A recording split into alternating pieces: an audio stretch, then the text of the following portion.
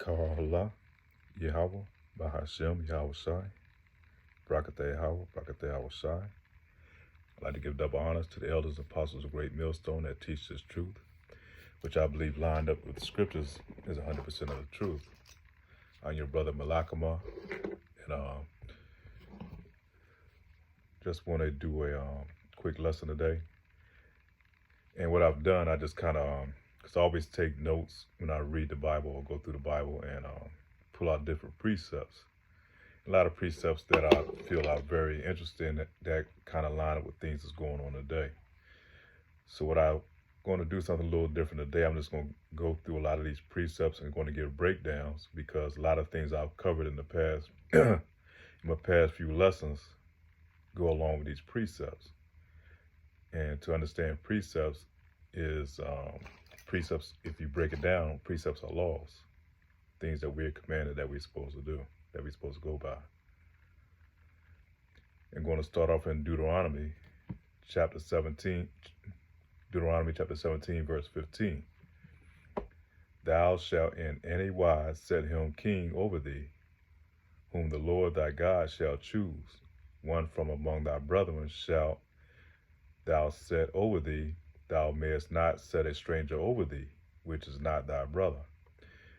And the reason I'm hitting that precept is because here in Babylon the Great, you find a lot of jakes thinking that they're going to vote their way to freedom, that eventually we're going to find the right candidate or the right person that's going to go in there and that's going to be a president that's going to look after our best interests. Jake has this false, Cinderella type dream, thinking that, these heathens going to one day and is going to do us right, man. And mainly talking about Esau Edom. And so right here is telling you we're not supposed to put other people over us. Even though we're under them, we're not supposed to go and vote for these candidates, because if you understand, on both sides, man, both of them really work together to keep you jakes under submission, man. Keep you jakes bound in slavery. One just have a different tactic of doing it, different way of doing it, and the other one has another tactic of how they do it. And that's through trickery and deceit. That's mainly this so-called Democratic Party, man. And a lot of our people, man, they easily fall into it. Mainly the women of our nation, because they really give into it. Like you say, Joe Biden is really, they call him the black woman's president, because she the one went all out and threw everything in the bucket to make sure they got him into the presidency. And all he does is brought degeneracy amongst our people and haven't given them any type of protection rights. But yet they give it to the alphabet community, they give it to the Moabite community, talking about the Chinese. All of them have protection rights. And our people, the main ones, is needing rights over here. So, they use trickery and they use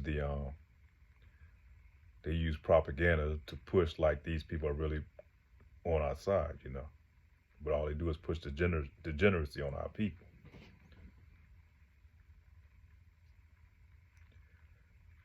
Go to the prophet Isaiah, chapter 31, verse 1. Woe unto them that go down to Egypt for help, and stay on horses and trust in chariots, because they are many, and in horsemen, because they are strong, but they look not unto the Holy One of Israel, neither seek ye the Lord. And that's our people today. They believe everything that Esau Edom tells them, and instead of going to Yahweh Bahashem, Yahweh Shai, going into these laws, statutes, and commandments, we believe in what Esau Edom is going to tell us, Same thing we came up with during the time of the C-19. Bible tells you, to trust in the Lord, but what they do, they go rush down into these clinics to get these jump shots, and now a lot of our people jacked up behind it, man, because they believe in trust in Egypt. And the same way they trust in Egypt in these last days and times, man. The Lord is giving you the signs and the warnings to let you know to start separating yourself from this place, man. That means a spiritual separation. But yet our people still believe in, they got all their chips cashed in on Esau Edom. They think think that this nation here, modern day Babylon, is going to be around forever. And not thus says the Lord, man. So you should be putting most of your energy and most of your energy and most of your resources into preparing the way for the Lord to come, who's going to bring a new kingdom in here. So woe unto them that go down to Egypt for help. So that woe means something bad is going to happen. And something bad is going to happen to this place. So the 2/3 of our people, they're going to believe in the Egyptians, man. And not talking about ancient Egyptians, talking about which they clarified, which they talking about modern day Egyptians. They're talking about here in Babylon the Great. This is the place they kind of replicate Egypt. We have the obelisk, in go to Washington, D.C., they had the pyramids down in Memphis. And the Nile is representative of the great Mississippi River. So there's places like the modern day Egypt, modern day Babylon the Great. All those other places all compiled into one, and that's here in America.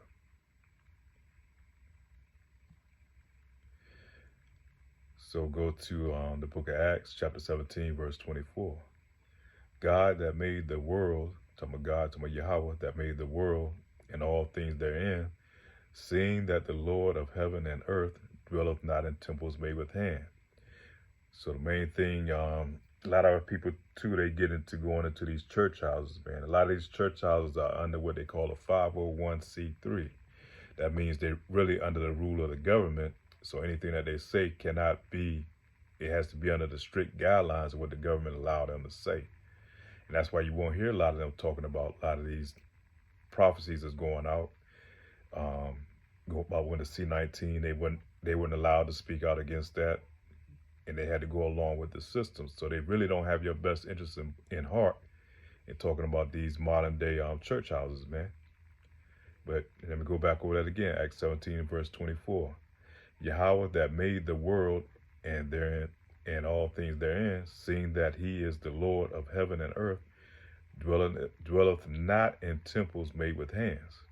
So these modern day temples, man, or these church houses, the Lord said he don't dwell there. And let me show you why. Let me see. It's another. I thought I had it in here, but let me go back to it.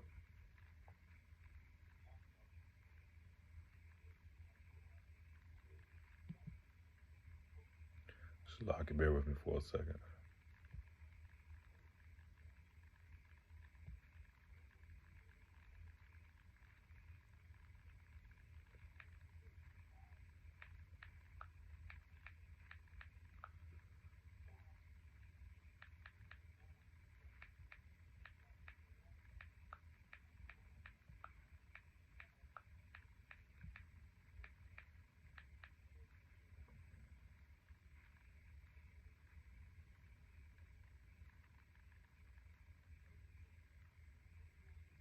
Okay, Acts chapter 7, verse 48 through 49.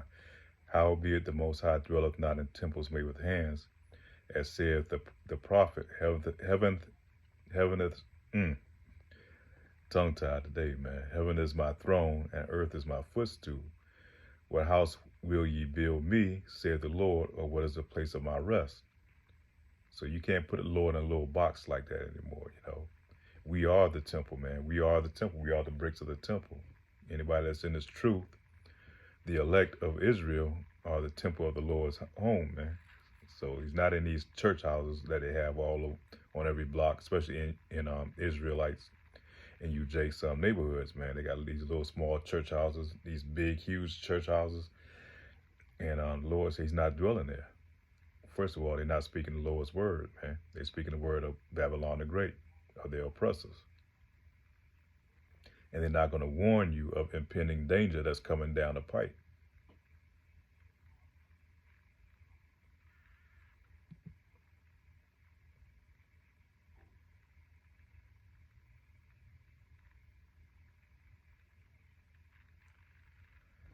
Going to go to the book of Psalms, chapter 147, verse 19. He showeth his word unto Jacob, his statutes and his judgment unto Israel. So these laws, statutes, and commandments are only to our people for right now. They're only to our people for repentance and for salvation, man. So he showeth his word unto Jacob, his statutes and the judgment unto Israel. So these laws, statutes, commandments, all 613, actually 612 now, but they're only for our people, and we supposed to abide by those laws, statutes, commandments to the best of our ability. You know, we can't do it 100% because we're under our captors, and we're only going to do what we're allowed to do, but we do it, to the best of our ability. Psalms 147 verse 20, he hath not dwelt so with any nation, and as for his judgment, they have not known them. Praise ye the Lord, praise ye the Lord. So he has not dealt with the other nation, man. So there's other nations, these laws, statutes, and commandments are not for them. But when we come into the new kingdom, and once we rulers over the earth, we're going to put them under subjection under our laws, statutes, and commandments. And they're going to have to abide by them, Daniel chapter 9, verse 12. And he hath confirmed his words, which he spake against us, and against our judges that judges us, by bringing us a great evil. For under the whole earth hath not been done as hath been done upon Jerusalem. So nobody's been through the type of persecution and judgment and things that we've gone through of our nation, our people. And right now here in Babylon the Great, man, we're really going through some serious times right now. And this is just the beginning stages, because the Lord's about to bring in the time of Jacob's trouble. And it's going to be a time like in 70 AD, but it's going to be much worse, man. The Lord is going to put a spirit on our enemy, mainly Esau, Edom. And he's going to come out and he's going to try to purge you niggas up out of here, man. Purge our people. Shalakia, just talking niggas, but all of our people, man. Even the 1/3. The main ones he's going after is the 1/3, the remnant of Israel. Romans chapter 5, verse 3. And not only so, but we glory in tribulations also, knowing that tribulations worketh patience. And that's another one I wanted to point out, because right now we're going through a lot of tribulation, especially if you're in this truth, man. And these things are only designed to purge out the weakness that's in us, man. All this iniquity that we built up over the years before we came into this truth, man. That's part of the purging process of refining us for to be delivered into this kingdom, man. And the tribulation, as I said, it works patience and endurance. So we're going to help us to be able to endure to the end, man. But the little things that we go through now is going to help us endure through that time of Jacob's trouble, so that we're going to be able to find ourselves able to be delivered up out of these wicked times that we're in. And another thing too, kind of want to add to this lesson. I was in there watching what's the name of the movie? Menace to Society. The movie, I think it came out in the maybe in the late 90s. I'm not exactly sure, but I remember when it first came out and the impact that it had on our communities, man. Because that was a time when Jacob was, our community was really going through some things, and you had the crack epidemic that was going on, and you had a lot of Jakes that was being locked up, rounded up, and put into prison. But movies like that, and that shows you the magic of Hollywood, man, and of propaganda, because they push this image out here. And I go back and watch this movie today, man, and you can see a lot of the witchcraft and stuff that's used in that movie, man, is trying to show a Jake in a total degenerate state, which we weren't. Most of our people weren't that bad off during that time. But Jake, we've been in some bad situations. But you go back and watch the movie, man, it's just almost kind of comical, man, how Jake is acting, and but you see how it has kind of transformed and created the new type of nigga that we have on the earth here today, man. The most degenerate thing right now is our people. We leading the way in all type of iniquity. And it shows, how Hollywood work and how they push these narratives and these agendas, and which we're really going into a new type of degeneracy is with the alphabet community.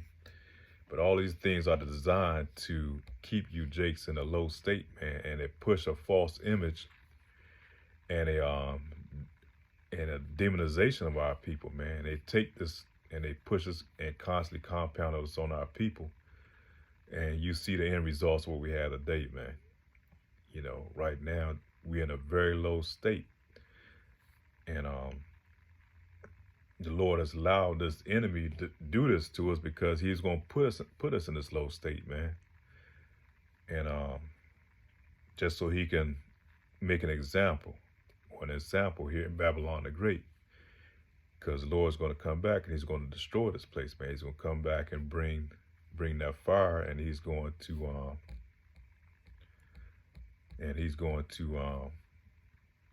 turn this place into a pretty much into a what can I say? I'm trying to make as a can't even think of the word right now, but the Lord's gonna make a great sacrifice on the altar. America, or Babylon the Great, is going to be the great altar, man, for the Lord's sacrifice. So 2/3 of our people are going to be the Lord's going to sacrifice them up with the fire that's going to come from them ICBM missiles, which is going to come from World War III, and also with the chariots, man. So this place is going to be destroyed the same as it was in time of Sodom and Gomorrah, with all this wickedness and all this iniquity. And that's going to be the great sacrifice that's going to be made, man, on this place, man. So that's what we ask for deliverance, to be delivered up out of here. But these church houses that we have here today, man, they're not bringing that up. They're not mentioning any of these things, man. And when you come into this truth, man, and you understand and see things for what they really are, like I said, when I went back and watched the movie Minister Society, you see all how the devil play is it in works, man, how his action is, because you can see through spiritual lenses any of these tricks that he used on our people. But at that time, we was under delusion of Babylon the Great, man. We didn't see it. We didn't understand it at that time. And these things were used to instill wickedness on our people. And that's that wine of Babylon, man. When you go back into Revelations, man, it tells you about the wine of Babylon with all type of debauchery and wickedness and anything that you can think of, man, is all those things are mainly magnified here in this place and mainly on our people. I didn't want this to be long, but I just want to kind of hit a few precepts in here, you know, with the spirit of understanding, man, of this truth. And hopefully it is edifying. With that, let's say shalom.